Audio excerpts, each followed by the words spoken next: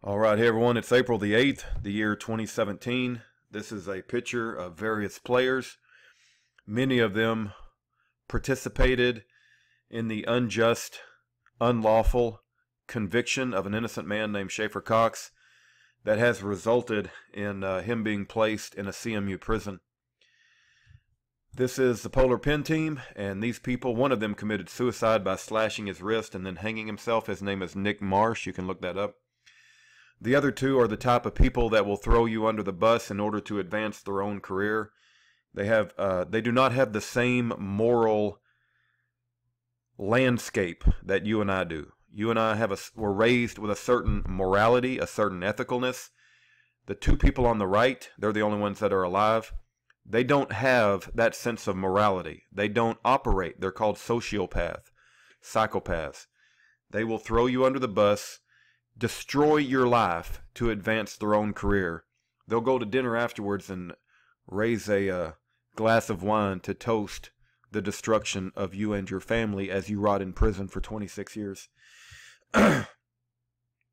This is the Who Framed Schaeffer Cox website. Praise God for Angela Clemens. She's got a contact button. If you don't want to hit the contact button, down at the bottom, it says you can be added to a mailing list for a newsletter. And so go ahead and check that out if you so desire. And we praise God for Angela and her talent and her time to put together the Schaeffer Cox website. All right, this is a letter that came in the mail today. And there's other letters, there's other portions of the letters, and I have not even read this yet. But I wanted to go ahead and knock this out and get it out. This is the envelope. That's to me, but I covered up my home address. All right, as you can see, this is marked public. Let's read it. I can't talk about it in a monitored mail piece like this one, but a very good opportunity that I'd been hoping for came along. It's something key that could get me out within 8 months. But because Maria and her secret board took the money and left me broke, this lucky break I just got is passing me by. People donated money to me just for this sort of thing. Now I don't have it. If, as Maria says, their AFL bylaws and tax structures, etc., won't allow them to spend money to help me, then they have no business at all holding money that people gave for the sole purpose of helping me. That's pretty simple, right? I asked people to give to me, and they gave. They didn't give to AFL. They didn't even know about AFL.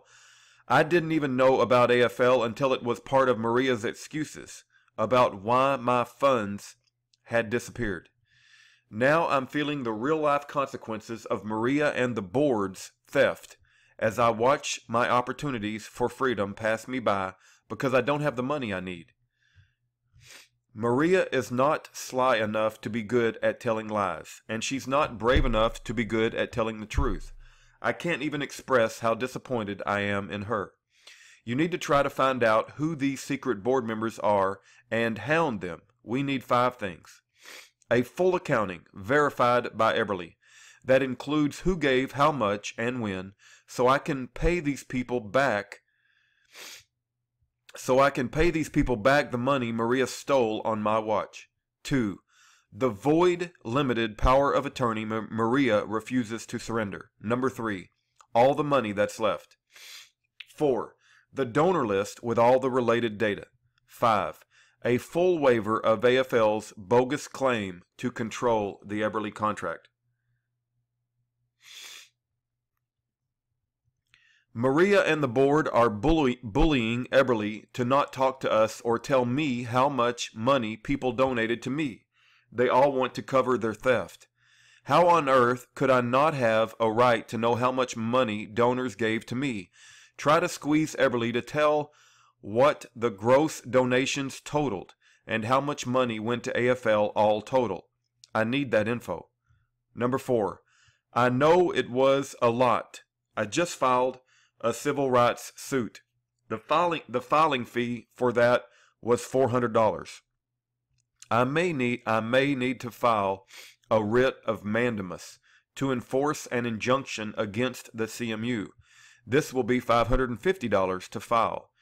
If I want to drag AFL into court and find out through subpoenas just how much they stole, this will cost $280 in filing fees, plus $100 for each of the 6 people. I have to serve through a process server. On top of this, I lost a bunch of weight while on grocery restriction. Now I'm allowed to buy food again, but I'm doing without so I can keep important legal battles moving forward. Money on my commissary account is all that's saving me. Rudy, I just can't even tell you how much damage Maria and her secret board are doing. You know, Schaeffer was betrayed by those closest to him, and it's a shame that it's continued to happen even after Schaeffer has gone to prison. Schaeffer goes on to write, and as you know, I got another write-up for conducting business. At the disciplinary hearing, the unit managers told me to give Maria and her secret board full control of everything, and I'll quit getting write-ups. Fishy. Why does it have to be Maria and not someone else who's actually trustworthy? There are several things that can be inferred from this. None of them are good. Please help me get Maria out of my life and out of my pocketbook. Schaeffer. You know, here's the deal. If I'm communicating with a man in prison, whether it be Schaeffer or Russell Landers or Ed Brown or Skylar Barbeau or Daniel Riley or Jason Gerhard, and they pick somebody that they want to handle the donations, then I have no authority to override that decision. It doesn't matter if I like the person, I don't like the person, I trust the person, I don't trust the person. The only thing that matters is that I have heard through sources that I believe are authentic that this individual in prison has picked them to be the individual that he trusts to handle their donations. And so if Schaeffer has picked Angela Clemens to handle the donations, then that's who should handle the donations. I don't understand why it needs to be approved of by the board or be a direct family member, right? Schaeffer's picked Angela. That's the end of the story. It's very clear. He said it via his verbal communication. He said it via his written communication. What else do you need? I pray you guys pray for Schaeffer. I pray you guys write him a letter. If you have any questions, that's his address. Write him a letter. And we're going to continue to do what we think is right. We're going to follow our conscience. We're going to operate before the conscience of all men. We're going to operate openly before the conscience of all men and also openly before God. We don't have secret meetings or secret bylaws or secret rules, right? We just have common sense and what the good Lord taught us through the Bible, and that, you know, thou shalt not steal. and if people donated to Schaeffer, Schaeffer should get to say where the money goes. And Schaeffer is asking for 5 reasonable things, and it's a real shame that the Maria and the secret board members want to continue to ignore this, hide behind political speech, and not address any of the questions head on.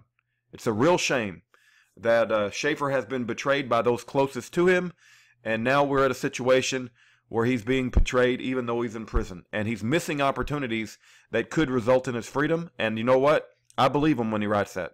When he writes it, I don't think he's exaggerating. I don't think he's trying to give us hyperbole.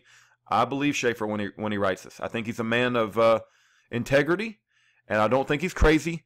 And it's a real shame that it's gotten to this point.